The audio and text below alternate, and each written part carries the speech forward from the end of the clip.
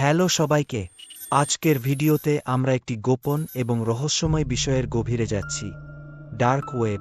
এটা আসলে কি, কিভাবে কাজ করে, এবং কেন আপনার এটা জানা উচিত?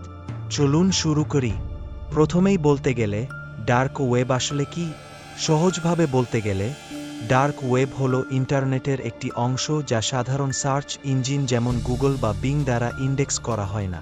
এটা সাধারণ ব্রাউজিং অভিজ্ঞতার বাইরে। ভাবুন, ইন্টারনেট একটা আইসবার্গের মতো।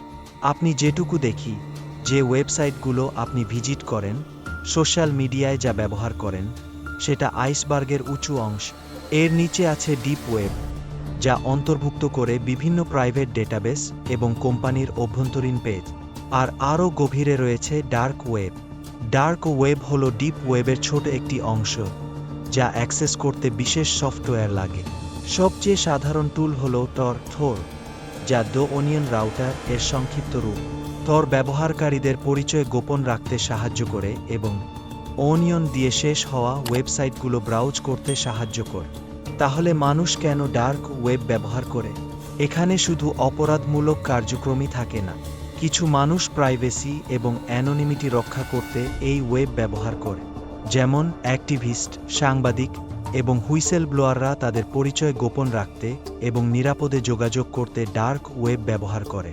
তবে ডার্ক ওয়েবের কিছু বাজে দিকও আছে। এখানে আপনি অবৈধ ড্রাগের বাজার, চুরি হওয়া ডেটা কিংবা ব্ল্যাক মার্কেট সেবা দেখতে পারেন। এই অংশে প্রবেশ করা ঝুঁকিপূর্ণ হতে পারে। তাহলে আপনি কি ডার্ক ওয়েব ব্যবহার করবেন? আমার পরামর্শ হলো, যদি আপনার কোনো নির্দিষ্ট এবং বৈধ উদ্দেশ্য না থাকে, তবে দূরে থাকা ভালো।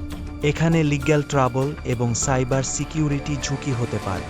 এখানে কিছু ঝুঁকি রয়েছে: অবৈধ কন্টেন্টের সম্মুখীন হওয়া, প্রতারণার শিকার হওয়া এবং ম্যালওয়্যার আক্রমণ। এটা কৌতূহল বা পরীক্ষার জন্য নয়। তাহলে এই ছিল ডার্ক ওয়েবের একটি সংক্ষিপ্ত ধারণা। এটি একটি জটিল এবং বহুস্তরীয় ইন্টারনেটের অংশ, যার বৈধ এবং অবৈধ ব্যবহার উভয়ই আছে। যদি আপনি ভিডিওটি ইনফরমেটিভ মনে করেন, তাহলে লাইক দিন এবং আরও এমন কন্টেন্ট পেতে সাবস্ক্রাইব করতে ভুলবেন না। এবং বেল আইকনটিও চাপিয়ে দিন যাতে কোনো আপডেট মিস না হয়। দেখার জন্য ধন্যবাদ এবং পরের ভিডিওতে দেখা হবে।